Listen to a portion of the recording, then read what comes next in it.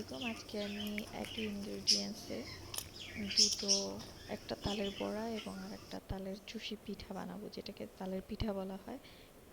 আমার নানি দেশে চুষি বলে ওটাকে।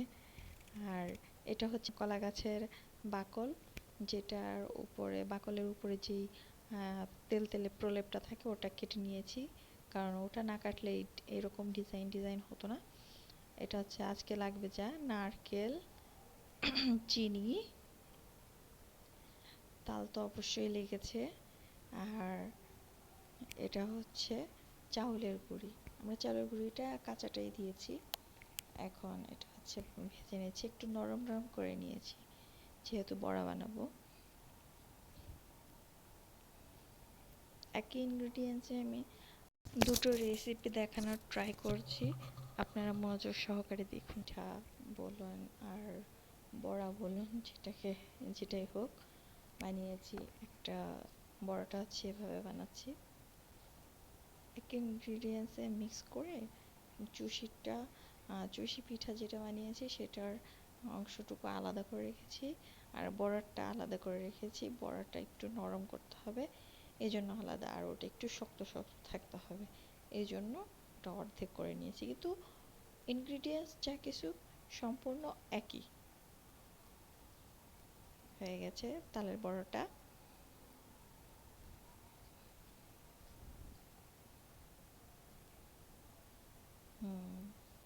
দেখতে যেমন লাগছে খেতেও তেমনই লাগবে।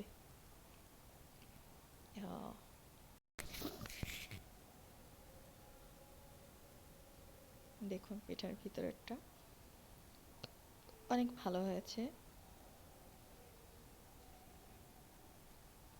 আমি আরেকটা ধরে দেখেছি, এটাই সেম।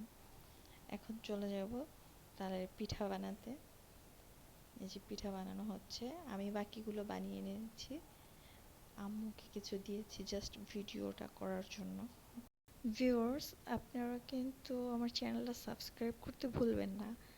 লাইক করবেন, কমেন্ট করবেন, কমেন্টে আপনার মতামত জানাবেন।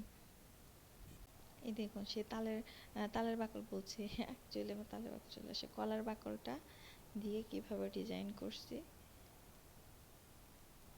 এই হচ্ছে ডিজাইন। ধরেন এই যে দেখুন, এখন দেখায় একদম ভালো করে কলার বাকলের এই ডিজাইনটা চলে আসছে।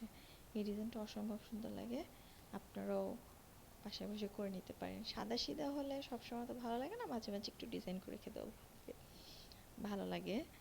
এটা হচ্ছে সেদ্ধ হয়ে গিয়েছে, সেদ্ধ হওয়ার পরে এখন আমি এনেছি। এখনই খাবো না, কারণ এই পিঠাটা গরম গরম ভালো লাগে না, ঠান্ডা হলেই ভালো লাগে আমার কাছে মনে হয়।